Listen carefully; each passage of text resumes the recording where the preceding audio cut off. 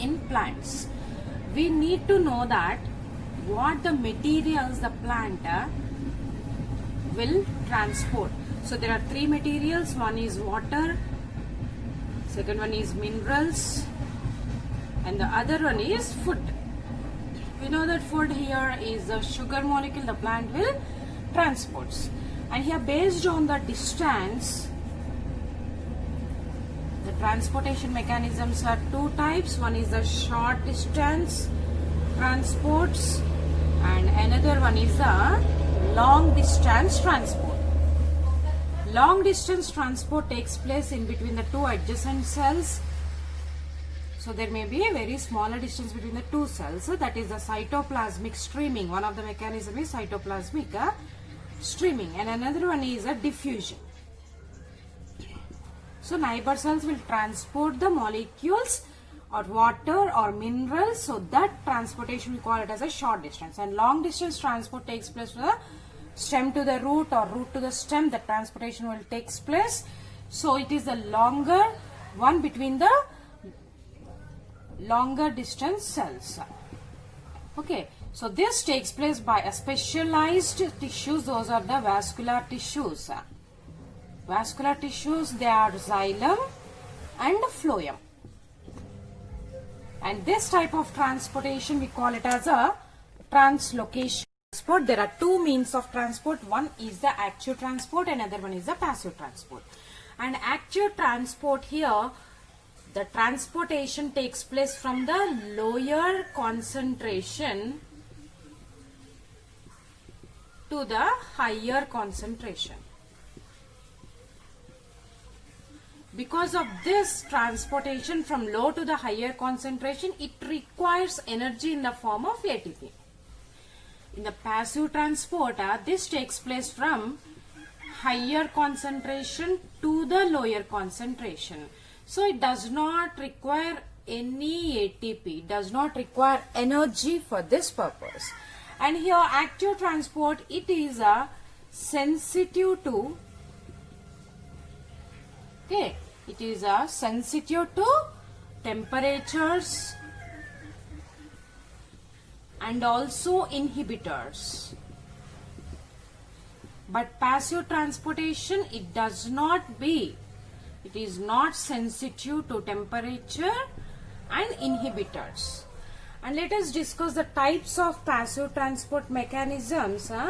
So it is divided into diffusion,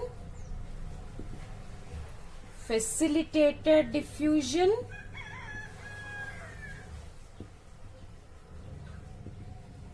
and osmosis. So let us discuss one by one. First of all, diffusion. So diffusion is a movement of molecules. We know that this is a passive process. So movement of molecules takes place from higher concentration to the lower concentrated thing. Yes.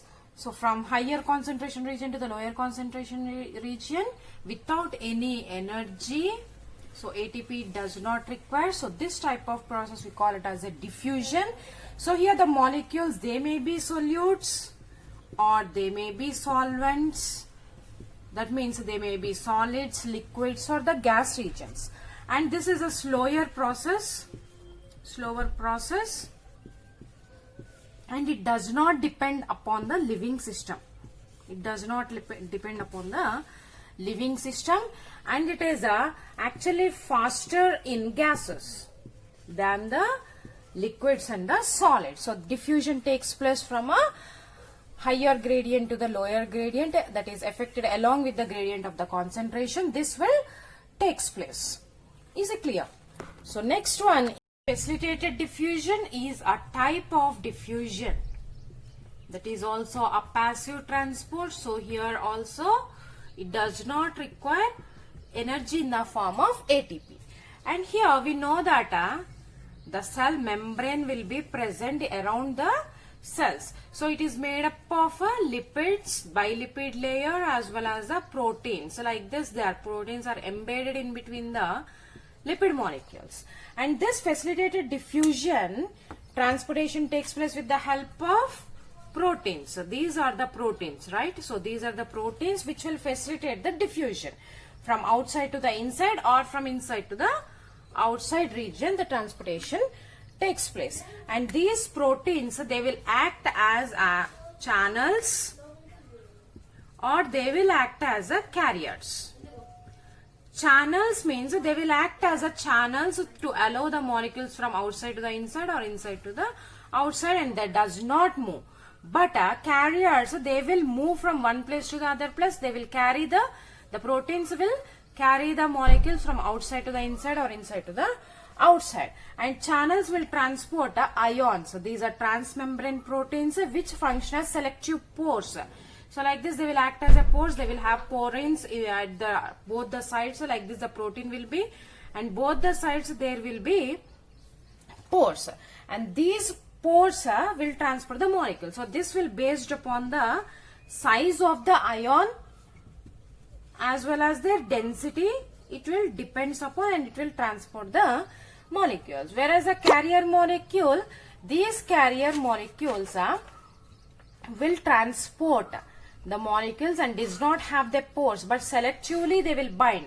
The molecules, they will bind with these carriers selectively, and they will be transported inside the molecule by changing their shape. That is conformational change, they will takes place. So carrier mediated transport is slower compared to the channel mediated transport. Is it clear, ma'am? And some carrier proteins allow transport only if the two types of the molecules move together. Okay, some carrier proteins allow transport only if two types of the molecules move together. That means if this is a carrier one, in this way if two molecules will transport together, then only it will helps in the transport. This is the most important physical process. And this will transport, this is involved in the movement of solvents.